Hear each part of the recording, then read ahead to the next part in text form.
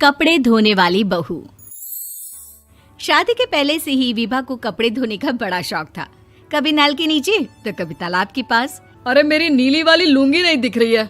विभा की अम्मा, कहाँ रखी है लुंगी? अरे वो तो विभा ने परसों ही धोकर रखी थी आपकी अलमारी में, देखो वहीं होगी। वो ना मैंने आज धो दी, मुझे लगा कि गंदी हो गई होगी। अरे कैसे गंदी हो गई थी? उसे तो मैंने पहना भी नहीं। हे भगवान, इस लड़की के कपड़े धोने की आदत से परेशान हो गया हूँ मैं। जितना तो घर में राशन नहीं आता, उससे कहीं ज्यादा डिटर्जेंट पाउडर का खर्चा है। इसकी शादी करवा दो, शादी जाए अपने घर में ही करे काम, फिर चाहे घर के कपड़े धोने हो या पूरे गांव के। हाँ ठीक बोल रही हो, देखता हूँ मैं कोई लड़का। वो दिन भी आ जाता है जब विभा को देखने लड़के वाले आ जाते हैं। लड़की मुझे अच्छी लगी। होने वाली सास कहती है, बेटी अगर कुछ पूछना है तो पूछ लो। वैसे तो हमारी लड़की बहुत ही शर्मीली है, जो बोल दो वो मान लेती है, इसे क्या पूछना होगा। अरे कैसी बात कर रही हो माँ, मुझे इन लोगों के घर रहना है, सवाल तो कई है। हाँ हाँ बेटा, पूछ लो ना, क्या पूछना है। आप लोगों के घर कपड़े कौन धोता है? सास का मुंह बन जाता है। देखो, अगर तुम ये कहना चाहती हो कि तुम्हें कपड़े धोने नहीं आते तो सुन लो, कपड़े मैं ही धोती हूँ, लेकिन तुम्हारे आ जाने के बाद मैं रुमाल तक नहीं धोऊंगी। अरे चुप रहना भाग्यवान, बहू बेचारी घर आई नहीं, उसे डराना शुरू कर दिया। वो क्या है ना बिटिया, अभी तक तो ये कल्लू की माँ ही धोती थी, लेकिन अब तुम्हारे पापा तो दहेज में वॉशिंग मशीन देंगे ही। तभी विभा की माँ बोल पड़ती है, सवाल भी पूछा तो क्या। वैसे भाई साहब, मशीन की तो फिर भी कपड़े धोने की कैपेसिटी होती है। मतलब जो बिटिया दे रहे हैं ना विभा, इसे कपड़े धोने का बहुत शौक है। ये आप लोगों के क्या, आस पड़ोस गांव मोहल्ले सबके कपड़े धो दे और उफ तक ना करे। बाहर देखा नहीं आपने कितने कपड़े सूख रहे हैं? सब हमारी बिटिया ने ही तो धोए हैं। बस भी करो ना माँ, शर्म आ रही इतनी तारीफ सुनकर।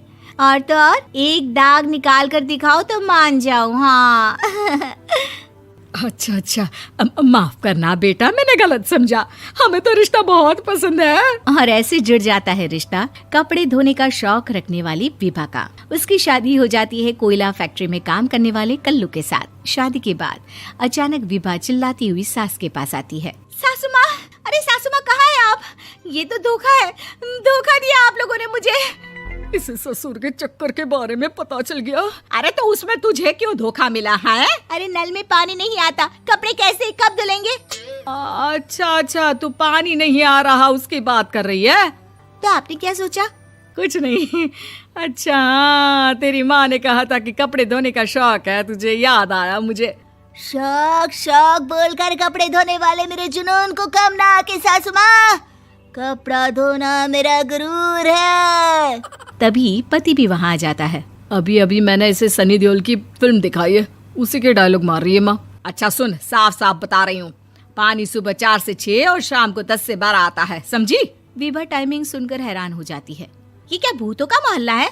सुबह 4 बजे उठकर कौन कपड़े धोता है? 4 बजे टंकी में पानी जाता है, फिर सारा दिन धोना ना, किसने मना किया? अरे कैसी बात कर रही हैं? 200 लीटर की टंकी में कितने कपड़े धो लूंगी मैं? सुबह ही उठ जाऊंगी मैं। अब क्या था, विभा सुबह 4 से लेकर रात के 12 बजे तक कपड़े ही धोती रहती। एक रोज सास पड़ोस से निकलकर कहीं जा रही होती है कि साथ वाली कहती है, हाँ कल्लू की माँ, जरा ये बताओ कि 2 साड़ी है, 2 ब्लाउज और एक पेटीकोट और एक नाड़े वाला लंबा कच्छा। हाँ तो? अरे तो क्या, कितना लोगी धुलाई ये बताओ। धोबन दिख रहे हैं हम क्या? हमारे पति सरकारी नौकरी से अभी रिटायर हुए हैं और बेटा सुपरवाइजर है कोयला फैक्ट्री में। धोबन समझ रखा है हमें। हाय रे कल्लू की अम्मा, माफ कर दो, वो तो मोहल्ले में यही सब बता रहे थे कि तुमने बहू को कपड़ा धुलवाने के काम में लगा दिया है। सास को पड़ोसन की बात सुनकर गुस्सा आ जाता है। वो घर पहुंचती है जहां घर के बाहर ही इतने सारे कपड़े सूख रहे होते हैं जितने कि किसी धोबन के घर पर। अरे ओ कल्लू की दुल्हन, बाहर निकल। माँ जी यहीं आ जाओ, बाथरूम में चादर धो रहे हैं हम। अरे अभी हम धोते हैं, तुमको बाहर निकलो। ये आस पड़ोस वाले बोल रहे हैं कि हम बहू से कपड़े धुलवा कर उसे कपड़ा धोने वाली बना दिए हैं। अरे छोड़ो ना माँ जी, किन लोगों की बातों में आती हो? आस पास के लोगों का तो काम ही होता है कि वो किसी तरह सास बहू को लड़ा दे। बहू सारे घर के कपड़े धोती है, ये क्या कम है? बोलिए। सास को भी लग जाता है कि वो बहू का ये सनकीपन नहीं छुड़वा सकती, इससे अच्छा है कि खुद ही चुप हो जाए। एक रोज सास और बहू मंदिर जाते हैं, जहाँ सास की साड़ी वहाँ खड़ी भीख मांगने वाली से मिलती है। माँ जी क्या बात है, आपकी साड़ी उस भिखारन से कितनी मिल रही है ना? हाँ हाँ देखो तो, दोनों की साड़ी मिल रही है। क्या बात है कल्लू की अम्मा, तुम खुद को तो अफसर की बीवी बताती हो और ऐसी सिंपल सी प्लेन साड़ी पहनकर घूमती हो। सिंपल और प्लेन नहीं है ये साड़ी। तो क्या सोने के धागे से फूल बने हैं? कुछ भी सासू माँ, कुछ भी। हाँ, बने थे इस साड़ी में सोने के धागे से फूल। मेरे पति लेकर आए थे मद्रास से स्पेशली मेरे लिए 10,000 की। ताहे भाई साहब इस भिखारन के लिए भी सेम टू सेम साड़ी लेकर आए होंगे 10,000 की। सास उस वक्त तो कुछ नहीं कहती, लेकिन बहू के साथ घर आती है और अलमारी से एल्बम निकाल कर लाती है। ये साड़ी देख रही है, ये वही साड़ी है जिसे मैंने अभी पहना था। इस साड़ी में ये जो चमकदार फूल दिख रहे हैं ना, ये सोने के धागों से काढ़े गए हैं। लेकिन तू लोकल वॉशिंग मशीन ब्रश से घिस घिस कर सारे फूलों को निकाल कर साड़ी प्लेन कर दी। मुझे माफ कर दीजिए सासू माँ। और तो और, जब मैंने तुझे तेरी गलती के लिए कुछ नहीं कहा, लेकिन तूने तो सबके सामने मेरा मजाक ही बना दिया। क्यों? बहू को समझ में आ जाता है कि अब से उसका कपड़े धोना बंद।